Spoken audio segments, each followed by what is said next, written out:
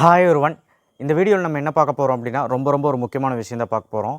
இன்றைக்கி என்னென்னு உங்களுக்கே தெரியும், டே 3ல் இருக்கும் சாய்ஸ் ஃபில்லிங்கில். ரவுண்ட் 2க்கான டே 3 சாய்ஸ் ஃபில்லிங் நாளில் இருக்கும். இந்த நாள் லாக் ஆக போகிற நாள். சாய்ஸ் லாக்கில் நிறைய இஷ்யூஸ் இருக்குது, அதை பற்றி தான் இந்த வீடியோவில் பேச போகிறோம். ஏன்னா நீங்கள் லாக் பண்ணுறதுக்கு முன்னாடி என்னெல்லாம் விஷயங்கள் நீங்கள் பண்ணணும் அப்படிங்கிறது நான் சொல்லிக்கிறேன். ஏன்னா அசால்ட்டாக நீங்கள் லாக் பண்ணிடுறீங்க. ஒரு சிலர் லாக் பண்ணியிருக்கலாம், எல்லாம் முடிச்சிருக்கலாம், ஓகே ரைட். நான் சொன்ன மாதிரி 3வது நாள் தான் லாக் பண்ணுறவங்களுக்கு நான் சொல்கிறேன், சரிங்களா? இல்லை இனிமேல் தான் நீங்கள் சாய்ஸ் ஃபில்லிங்கே பண்ணிவிட்டு லாக் பண்ண போகிறீங்கனாலும் ஓகே, இது கேட்டுக்கோங்க. நம்ம சேனலுக்கு முதல் முறையாக இருந்தால் சப்ஸ்கிரைப் பண்ணுங்கள் அண்ட் கீழே அந்த லைக் பட்டனை கிளிக் பண்ணுங்கள். அண்ட் ரொம்ப முக்கியம், சாய்ஸ் ஆர்டரை 3 மணிக்கு மேலே அனுப்பலான்னு பார்க்க முடியாது, அதுக்குள்ளே அனுப்பி உங்களுடைய எஸ்கலேஷன்ஸை கேட்டுக்கோங்க. அண்ட் சாய்ஸ் ஃபில்லிங் ஹெல்ப்புக்கு கால் பண்ணுங்கள். என்னால் முடிஞ்சதை நான் பண்ணுறேன், நான் பண்ணிட்டு தான் இருக்கிறேன். Okay right. கண்டிப்பாக வந்து பார்த்திங்கன்னா அனுப்பும்போது கட் ஆஃப் கம்யூனிட்டி உங்கள் பேர் அனுப்புங்க, சரி? கண்டிப்பாக இதில் ஒரு விஷயம், முக்கியமான விஷயம் என்னென்னா, சாய்ஸ் லாக்கில் வந்து 5 மணிக்கு லாக் ஆகிடும்னு சொல்கிறாங்க ஆட்டோமேட்டிக்காக. இது நீங்களே பண்ணணுமா இல்லை ஆட்டோமேட்டிக்காக லாக் ஆகிடுமான்னு கேட்டால் ஆட்டோமேட்டிக்காக லாக் ஆகிடும், சரிங்களா? மேனுவலாக பண்ணிக்கலாமானா 3 மணிக்குள்ளே மேனுவலாக பண்ணிக்கலாம். அது ஏன் 3 மணினா 3 மணிக்குள்ள சர்வர் இஷ்யூ, ஏதாவது ஸ்லோ ப்ராசஸ் ஏதாவது இருக்கும், ஏதாவது ஏதாவது பிரச்சனை வந்துடக்கூடாதுல்ல. அதனால் நீங்கள் வந்து 1க்கு 2 டைம் செக் பண்ணிவிட்டு லாக் பண்ணிக்கலாம். லாக் பண்ணுறதுக்கு 2 நிமிஷத்துக்கு முன்னாடி, 2 செகண்டுக்கு முன்னாடி அந்த சாய்ஸ் ஃபில்லிங்கை ஆர்டரை பார்த்துட்டு டவுன்லோட் சாய்ஸஸ்ன்னு இருக்கும், அந்த டவுன்லோடை கிளிக் பண்ணிவிட்டு டவுன்லோட் பண்ணி வச்சுக்கிட்டு அதுக்கப்புறம் லாக் பண்ணுங்கள். டவுன்லோட் பண்ணதை ஒரு வாட்டி பாருங்கள், எல்லாம் கரெக்டாக இருக்கா, நம்ம வச்ச சாய்ஸ் தானா, இது ஏதாவது ஊடால வந்திருக்கா, ஏதாவது குறுக்கால வந்திருக்கா அப்படின்னு எல்லாம் செக் பண்ணிவிட்டு லாக் பண்ணால் போதும். இது மேனுவலாக பண்ணுறது. சாய்ஸ் லாக் பண்ணுறப்போ ஓடிபி கேட்கும், ஓடிபி அடித்து நீங்கள் பண்ணிடுங்க, உங்களுடைய ரெஜிஸ்டர் மொபைல் நம்பருக்கு வரும். இதுவே நான் பண்ணல சார், ஆட்டோமேட்டிக்காக ஆகட்டும் நான் விடட்டான்னு கேட்டால் 5 மணிக்கு அதுவும் ஆகிடுமான்னு கேட்டால் அதுதான் கிடையாது. 5 மணிக்கு சில டைம் ஆகாது, சில டைம் 5லேருந்து 6க்குள்ளே ஆகலாம், 7 மணிக்கு கூட ஆகலாம். ஆனால் நீங்கள் எதுவும் நோண்டாதீங்க. பெட்டர் நீங்கள் வந்து ஒரு 4 மணிக்கு லாக் பண்ணிடுங்க, சரிங்களா? இல்லை ஆட்டோமேட்டிக்காக அதுவும் ஆகட்டும் அப்படின்னாலும் விட்டுருங்க. பட் ஆட்டோமேட்டிக்காக ஆகணும்னா அந்த பேனிக் ஆகிடுவீங்களே, என்னடா இன்னும் ஆகலை அப்படின்னு. அதனால் ஒரு 4 மணிக்கு சாய்ஸ் லாக் பண்ணிடுங்க. நான் இப்போவும் சொல்கிறேன், அது நீங்கள் பண்ண சாய்ஸ் தானா, நீங்கள் கரெக்டாக தான் பண்ணியிருக்கீங்களா? ஏன்னா ஃபோனில் நோண்டுவீங்க, லேப்டாப்பில் நோண்டுவீங்க, ஃபோனில் வந்து கைப்பட்டு மேலே போயிடும், ஏதாவது சாய்ஸ் ஆர்டர் மாறிடும், வாழ்க்கையே போயிடும். தயவு செய்து புரிஞ்சுக்கோங்க, நீங்கள் தான் அது பண்ணதான்னு ஒரு வாட்டி செக் பண்ணிவிட்டு லாக் பண்ணுங்கள், ஓகேவா? 1.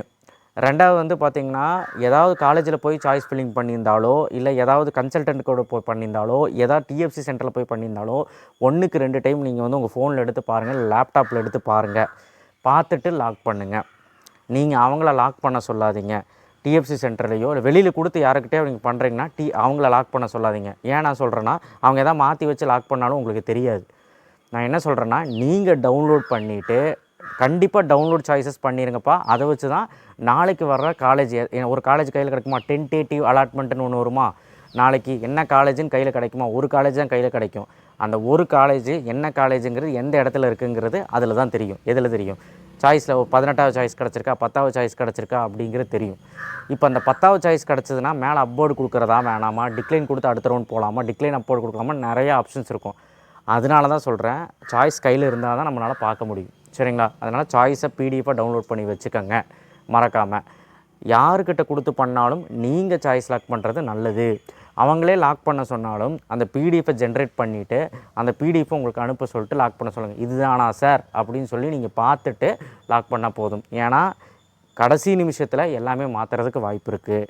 அண்ட் காலேஜஸை ரொம்ப முக்கியமாக வந்து பார்த்திங்கன்னா, காலேஜஸில் அந்த பிரான்ச் இல்லை, அந்த பிரான்ச்சில் சீட் இல்லைன்னு தெரிஞ்சு உங்களுக்கு வேறு பிரான்ச் வச்சுருவாங்க. ஆனால் உங்ககிட்ட சொன்னது ஒரு பிரான்ச்சாக இருக்கும், அவங்க வேறு பிரான்ச் வச்சு அதுக்கப்புறம் நாளைக்கு அலர்ட் ஆக போகிற பிரான்ச்சை பார்த்து நீங்கள் ஷாக் ஆகி நீங்கள் போய் கேட்டால், இல்லைங்க உங்களுக்கு இதாங்க அலர்ட் ஆச்சு, கம்ப்யூட்டர் தான் அலோகேட் பண்ணிச்சு அப்படின்ட்டுருவாங்க. ஒரு நொடியில் உங்கள் வாழ்க்கை மாறுறதுக்கு வாய்ப்பு இருக்குது. இது எல்லாமே சாத்தியக்கூறுகள் இருக்குது. அதனால் தயவு செய்து இந்த விஷயத்தை கொஞ்சம் பார்த்துக்கோங்க. சாய்ஸ் லாக் விஷயத்தை, சாய்ஸ் லாக் வந்து நீங்கள் பண்ணலாமான்னு கேட்டால் மேனுவலாக பண்ணிக்கலாம். நான் சொன்ன மாதிரி 3லேருந்து 4க்குள்ளே பண்ணிவிடுங்க. அதுக்கப்புறம் சாய்ஸ் ஃபில்லிங்கோட மேட்ரு எல்லாமே அந்த மத்தியானம் 3 மணிக்குள்ளே முடிச்சிருங்க. சாய்ஸ் ஃபில்லிங் பண்ணுற விஷயங்கள் எல்லாமே முடிச்சிருங்க, ஓகேவா? அப்புறம் 2வது, ஒரே காலேஜில் நிறைய கவுன்சிலிங் கோடு வச்சு தான் பண்ணணும்னு நான் சொல்லியிருந்தேன். ஒரே காலேஜில் நிறைய பேர் இருக்குது, அதில் நிறைய கன்ஃபியூஸ் ஆகிக்கிறீங்க. முக்கியமாக இந்த வெங்கடேஸ்வரா, நேற்றே சொன்னேன், கிருஷ்ணா, இந்த மாதிரி நீங்கள் நிறைய கன்ஃபியூஸ் ஆகிக்கிறீங்க. அதை கொஞ்சம் கிளியர் பண்ணிக்கோங்க. ஏன்னா நிறைய பேர் ஊடால வச்சுருக்கீங்க, என்னன்னே தெரியாமல் சில காலேஜஸ் எல்லாம் டாப்பில் வச்சுருக்கீங்க.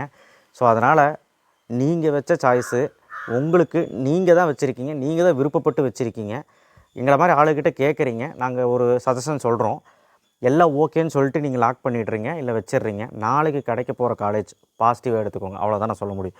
ஏன்னா நாளைக்கு வந்து வேறு ஏதாவது காலேஜ் கிடச்சி ஐயோ நமக்கு இந்த காலேஜ் வேணாம், ஐயோ வேணாம் அப்படின்னு சொல்லிட்டு டிக்ளைன் கொடுத்து நெக்ஸ்ட் ரவுண்ட் போனீங்கன்னா, நெக்ஸ்ட் ரவுண்டில் நினச்சிக்கோங்க, இந்த ரவுண்டிலே நமக்கு சீட்டு நிறைய இருக்குது, இருந்தாலும் இந்த ரவுண்டிலே ஆப்ஷன்ஸ் கம்மியாக இருந்துச்சு. ஐ மீன் நமக்கு பெரிய கல்லூரியில் முடிஞ்சு நிறைய கல்லூரியில் கம்ப்யூட்டர் சயின்ஸ் சீட்டெலாம் முடிஞ்சு ஈஸி முடிஞ்சிருச்சு.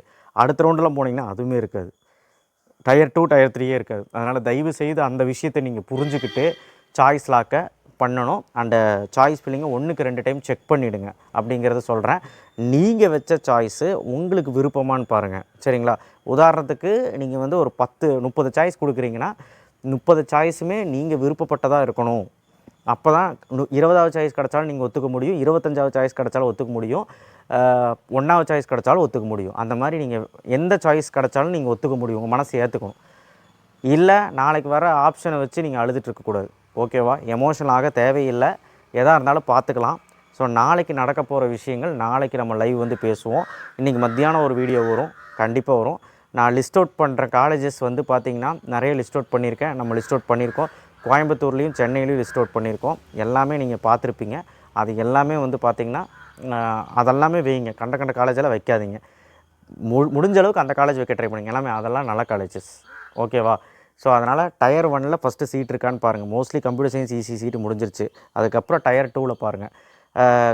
மோஸ்ட்லி கம்ப்யூட்டர் சயின்ஸ் சீட்டு ஓசிக்கெல்லாம் முடிஞ்சிருக்கும், உங்கள் கம்யூனிட்டியில் இருக்கான்னு பாருங்கள், வைங்க. கம்ப்யூட்டர் சயின்ஸு ஈஸி வைங்க. ஒரு கல்லூரியில் கம்ப்யூட்டர் சயின்ஸ் ஈஸி மட்டும் நம்பி வைக்காதீங்க. ஒரு 160 கீழே இருக்கீங்க, 165 கீழே இருக்கீங்க, 165லேருந்து 142 இருக்கீங்கன்னா கண்டிப்பாக இது விஷயத்தை பண்ணுங்கள். ஒரே கல்லூரியில் கம்ப்யூட்டர் சயின்ஸ்க்கு அலைடு கோர்ஸஸும் பாருங்கள், கம்ப்யூட்டர் சயின்ஸும் பாருங்கள், ஈஸியும் பாருங்கள், ட்ரிபிளியும் பாருங்கள். மெக்கானிக்கல் பார்க்குறது நல்லது. 150 கீழே இருக்கிறவங்க மெக்கானிக்கல், ட்ரிபிளி, ஆட்டோமொபைல்லாம் பார்க்குறது நல்லது. ஏன் நான் சொல்கிறேன்னா, சீட்டு கிடைக்காது. நீங்கள் கம்ப்யூட்டர் சயின்ஸ் மட்டும் நம்பி நீங்கள் மேலே வச்சிங்கன்னா அந்த சீட்டு ஃபில் ஆயிரும். ஏன்னா நீங்கள் லாஸ்ட் ரேங்க்கில் இருக்குங்கிறது புரிஞ்சுக்கணும். இந்த விஷயம் நடக்குது. அண்ட் ரொம்ப முக்கியமான விஷயம், உங்கள் சாய்ஸ் ஃபில்லிங் எனக்கு அனுப்பும்போது கட் ஆஃப் கம்யூனிட்டி உங்கள் பேரோடு அனுப்புங்க, அப்போ தான் எனக்கு தெரியும். அண்ட் தயவு செய்து ஏமாந்து போயிடாதீங்க, இந்த விஷயம் நடக்கும் சாய்ஸ் லாக்கில், சரிங்களா? நான் ஊரில் இருக்கேன், நான் கொஞ்சம் போயிட்டு நான் பேசுகிறேன், உங்கள்கிட்ட நிறைய பேச வேண்டியது இருக்குது.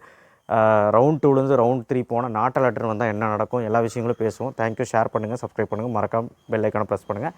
முக்கியமான ஒன்று, சாய்ஸ் ஃபில்லிங்கை அனுப்பும்போது கட் ஆஃப் கம்யூனிட்டி சேர்த்து அனுப்புங்க. யார் வேணாலும் ரெஸ்பான்ஸ் பண்ணுவாங்க, என் ஸ்டாஃப் தான் என் நம்பர்லேருந்து ரெஸ்பான்ஸ் பண்ணுறாங்க, அதனால் நீங்கள் ஏற்றுக்கலாம். தேங்க்யூ.